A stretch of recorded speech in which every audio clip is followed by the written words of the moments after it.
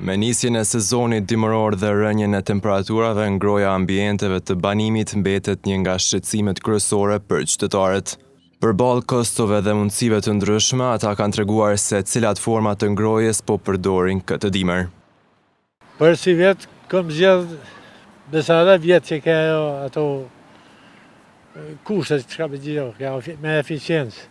Një klime po marë, po mas mirë konë me nxemin e qytetit. Edhe pse ja jem në qendër, aty afër komunës nuk ka nxeme qendrore, tash duhet me shto mi shty me thonë popullorëse.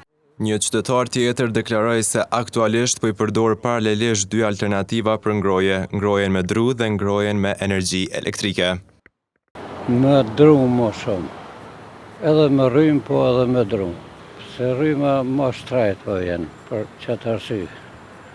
Se mes me konë rryma shtrajt ishim shërbim me rrym. Ndërkohë një banor nga zona rurale tregon se prej vitesh përdor ngrohjen me dru, duke konsideruar atë më efikase për shkak të nxehtësisë që ofron. Me dru, kryesisht me dru. Pse?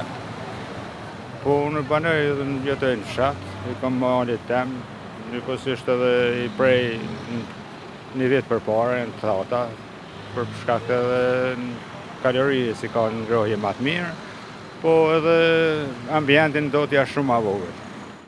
Në mungesë të një zgjidhjeje të qëndrueshme dhe të përballueshme për të gjithë, qytetarët vazhdojnë të përshtaten me alternativa të ndryshme ngrohjeje, ndërsa dimri sapo ka filluar.